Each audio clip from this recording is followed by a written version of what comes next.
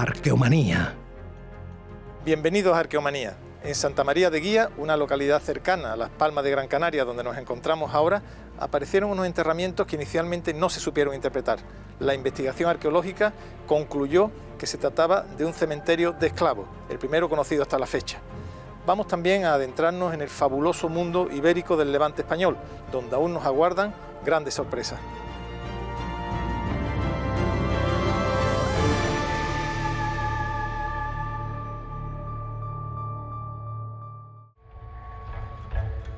Fragmentos.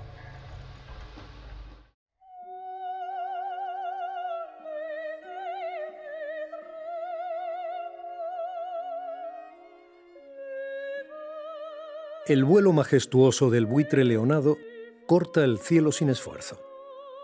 Es una sinfonía pretérita de vientos y corrientes que desemboca en una danza atemporal. El buitre mira al hombre y sabe que es peligroso. El hombre mira al buitre y lo envidia por reinar en el cielo, por dominar el barranco y el llano. Nos llevamos viendo las caras miles de años, desde que éramos carroñeros como ellos. Ahora, estos reyes del firmamento necesitan que unos hombres los protejan de otros. La grandiosidad de la naturaleza es la mayor impresión que experimentamos, sobre todo los urbanitas. La potencia paisajística del cañón del río Vero en Huesca es de esas que aturden al visitante. Este somontano, esta falda del Pirineo, patria del esquivo alimoche, frontera de Al-Ándalus, tiene un repertorio de arte rupestre que fue proclamado Patrimonio de la Humanidad en 1998. Y a eso hemos venido, a ver algunas muestras. Tenemos la Cueva de la Fuente del Trucho con arte rupestre paleolítico, que es el único además existente como arte pictórico en Aragón, el arte rupestre levantino y el arte rupestre esquemático, es decir, los grandes ciclos de la pintura arte rupestre europea. Estamos hablando de un arco cronológico amplio entre el 30.000 por lo menos y entre pues, el 1500.000 antes de Cristo. La relación que los hombres y mujeres de la prehistoria tenían con el medio va quedando clara a medida que los estudios científicos avanzan. La interacción con el espacio físico, con el territorio y con sus recursos va llegando a los registros de los investigadores con evidencias cada vez más claras. No obstante, existen todavía dudas razonables sobre diferentes aspectos, como la domesticación de animales, o de algunos de ellos. Si nos fijamos en algunos enterramientos del Neolítico, observamos que existen inhumaciones de animales que se han ritualizado. Tal es el caso del campo de hockey en San Fernando, Cádiz. Y es que los animales son el tema principal de los relatores prehistóricos. Es cierto que aparece un repertorio muy importante de signos abstractos que son, por ahora desconocidos, pero no es menos cierto que la plasmación de fauna sobre todo tipo de paredes y soportes muebles es una constante de la prehistoria.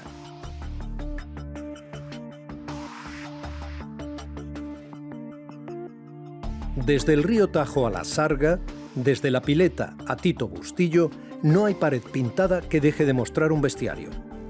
Habitualmente entendemos que esta fauna es salvaje. Y a medida que la prehistoria fue avanzando al paso de los glaciares que se iban retirando hacia el norte, los estilos y los temas pictóricos fueron cambiando. Cuestión de maestros o de concepto. Se ha escrito mucho sobre la finalidad del arte rupestre. En lo tocante a los animales se ha afirmado que su representación tenía intención didáctica, religiosa o mágica, incluso naturalista, plástica. Mientras que los animales aparecen solos en las escenas o acompañados de otros animales, no hay mucho que discutir, ya que todas las hipótesis, en principio, pueden ser válidas. El problema se plantea si los animales salvajes figuran en paneles junto a seres humanos o antropomorfos.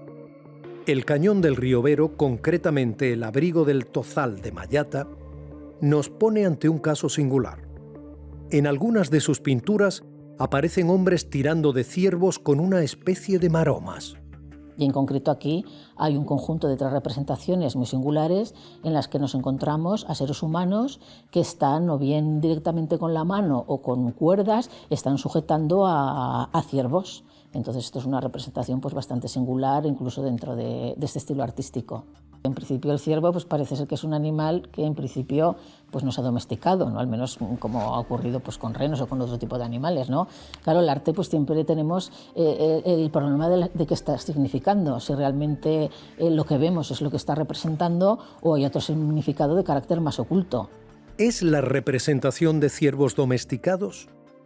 Se conocen algunos casos, pero no ha sido frecuente que los ciervos, al contrario que por ejemplo los renos, hayan sido domesticados. Pero quizá los pastores o los chamanes de la prehistoria lo hicieron aquí, en el cañón del río Vero, en Huesca. En la península ibérica pueden verse otros casos de hombres en acción con animales. Tal es el caso de Balonsadero en Soria.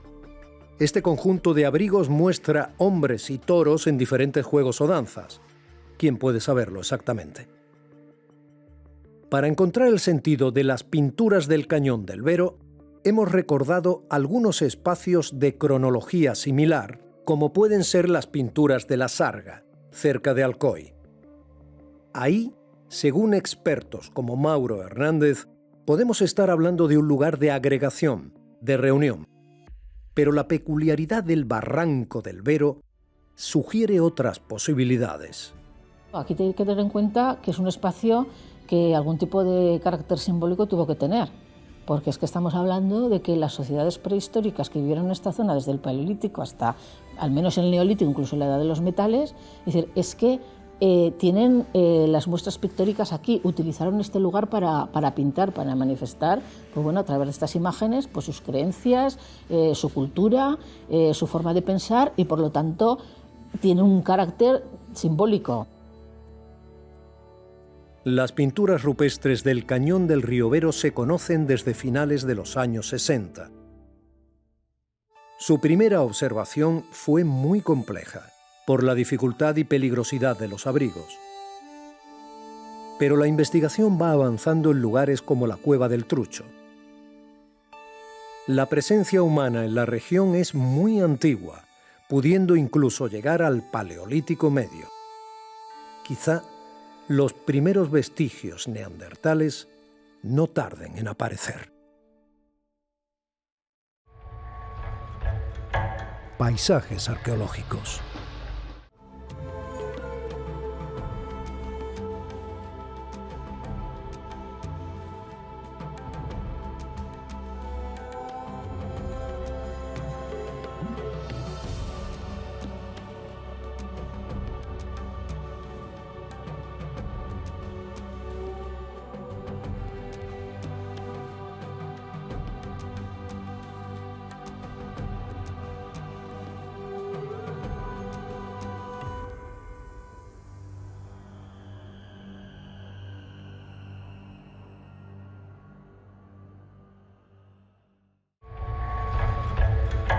Cuadernos de campo.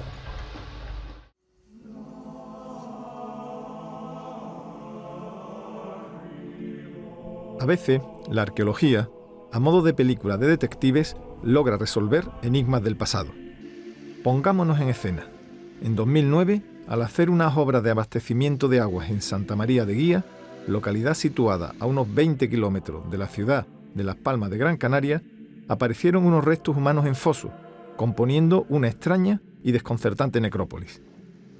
Los restos se dataron a principios del siglo XVI, cuando los enterramientos ya se practicaban según el rito católico. ¿Quiénes eran entonces las personas enterradas? Conozcamos cómo la ciencia permitió descubrir el primer cementerio de esclavos encontrado en España. Aunque en un museo lo conocido son sus salas, existen también los almacenes y los laboratorios totalmente desconocidos, pero tan importantes como las primeras. Hoy vamos a visitar el laboratorio, donde vamos a conocer una interesante historia. El cementerio de Finca Clavijo aparece en el año 2009 como resultado de unos trabajos de canalización de agua, y en un lugar donde no se conocía yacimientos arqueológicos ni noticias de que pudiera haberlos, pues aparece una parte de una necrópolis con al menos 14 individuos, de los cuales 8 todavía estaban bien conservados en posición primaria dentro de fosas excavadas en el suelo, y estos cuerpos estaban colocados de lado, no estaban depositados sobre su espalda, sino que estaban de lado.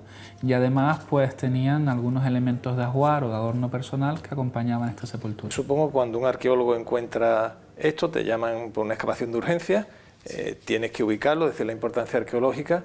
Lo primero que te pregunta es la antigüedad, ¿no? ¿A qué periodo corresponden estos enterramientos, supongo? Exacto, sí. Uno de las grandes incógnitas que teníamos en torno a este yacimiento era saber la antigüedad. En primero porque el ritual funerario que estábamos observando durante el proceso de excavación arqueológica difería significativamente con respecto al ritual funerario aborigen de las poblaciones que habitaron las islas antes de la conquista castellana.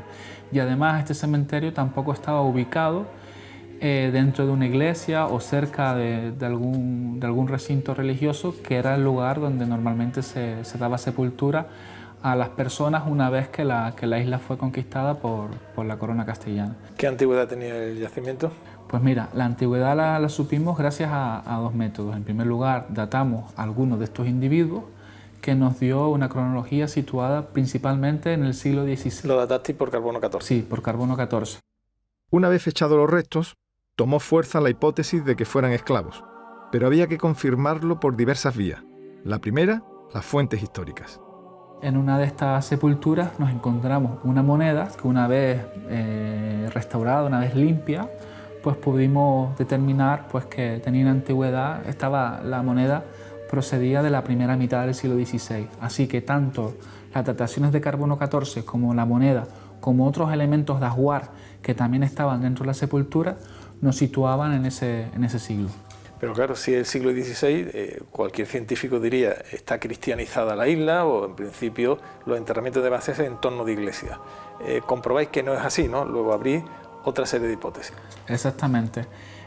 Nosotros sabemos que en el siglo XVI no solo llegan a las Islas Canarias personas procedentes de Europa cristianizadas, también llegan poblaciones africanas, tanto del norte de África como del África negra, de la zona subsahariana, para trabajar como mano de obra esclava en los ingenios de azúcar que se implantan desde finales del siglo XV. Desde un primer momento apuntamos la posibilidad de que fuera un cementerio de esclavos. ¿Por qué? Porque los cuerpos estaban colocados de lado y nos recordaban mucho al ritual funerario islámico. Pero sí es verdad que el ritual que estábamos observando en Finca Clavijo tampoco cumplía la ortodoxia musulmana. Además, nos encontrábamos algunos elementos de ajuar, como por ejemplo este collar, que es un collar elaborado con cuentas de vidrio, que son muy comunes en cementerios de esclavos subsaharianos del Caribe y de Norteamérica. Entonces nos planteamos la posibilidad de que esta población fueran los esclavos que trabajaban en la industria azucarera. Una vez comprobado el entorno histórico, quedaba contrastar la tesis mediante el adecuado uso de técnicas diversas, como la del carbono 14, la lectura del ADN, el análisis de los isótopos estables de oxígeno y la huella de los esfuerzos en los huesos. Los resultados, la verdad, que confirmaban nuestra hipótesis. Los resultados de ADN nos dicen que la mitad de los individuos de Finca Clavijo tienen un origen norteafricano y la otra mitad tienen un origen subsahariano, es decir, del África negra. Además, solo un individuo tenía el haplogrupo U6B1, que es un haplogrupo que pertenece a la población aborigen canaria, que solo está documentado aquí. Claro, te figuró un esclavo, sobre todo varón, también mujeres, pero trabajando en las plantaciones soportando grandes pesos, un gran esfuerzo físico, tenía que dejar huella en el cuerpo. ¿Cuáles son las huellas más habituales?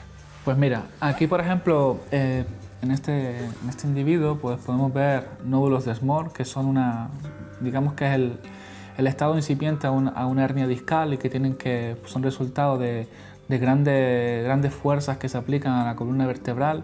Suelen aparecer cuando se cargan mucho peso. Aquí, por ejemplo, este individuo tiene una. Aquí vemos unas artrosis muy importantes también. Este es un individuo joven de 20-30 años, es decir, que estas artrosis están desarrolladas no suelen darse hasta que una persona no, a partir de 45 o 50 años de edad. Sin embargo, este individuo joven se da porque ha soportado mucho peso, ¿no?, sobre la columna. Sobre todo ha soportado mucho peso, ha levantado mucho peso, es decir, que son marcas muy claras.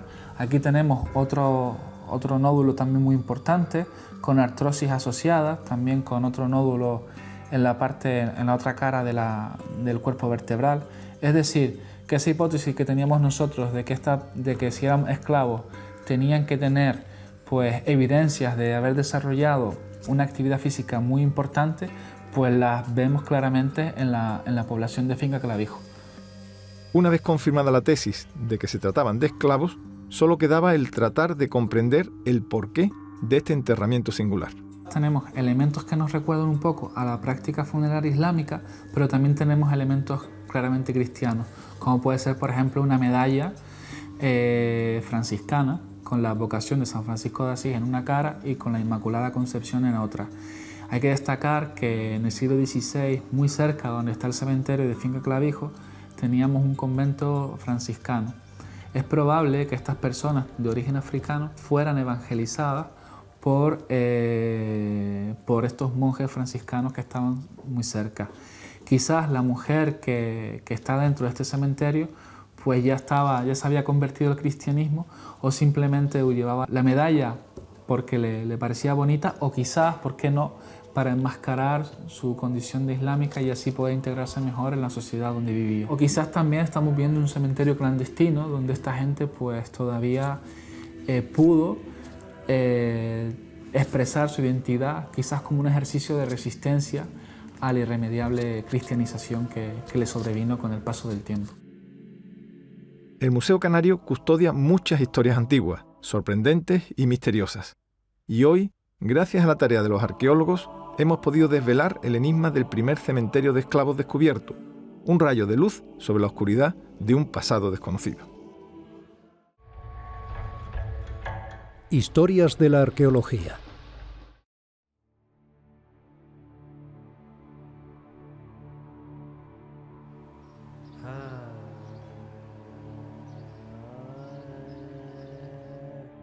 Marco Cornelio Nigrino fue, con casi toda probabilidad, el constructor de estas magníficas termas que hoy en día podemos admirar en el centro mismo de Liria, en Valencia. Algunos expertos defienden que Marco Cornelio Nigrino fue un político rival de Marco Ulpio Trajano, que llegaría a ser gran emperador y conquistador. La historia se escribe así. Generalmente son los vencedores los que dejan su relato, su brillo deslumbrante ante la opacidad de los caídos. Trajano dejó su estela por todo el imperio. En el foro que lleva su nombre todavía puede verse su magnífica columna, la que narra la conquista de la Dacia, en la actual Rumanía.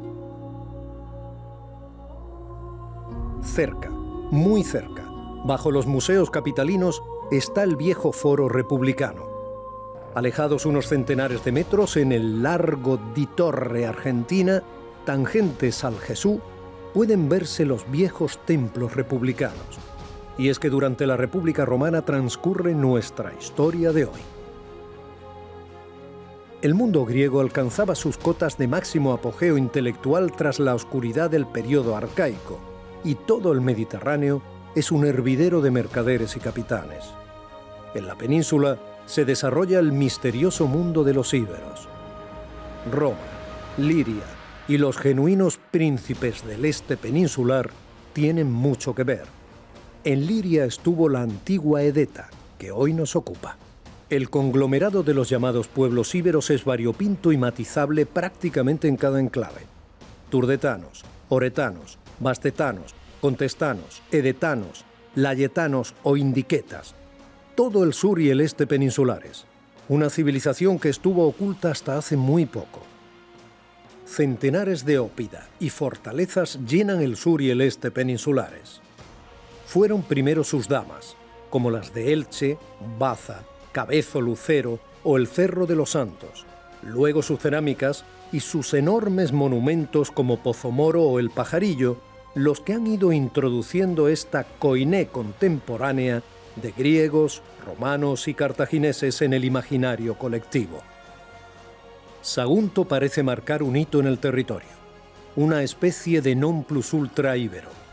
La cercana Edeta, ciudad amiga o rival según la coyuntura, pudo ser premiada por Roma en la Segunda Guerra Púnica. Edeta habría sufrido primero los rigores de Aníbal, por lo que habría sido compensada por Publio Cornelio Escipión. Especialmente sus élites. El pueblo, como siempre, fue el soporte.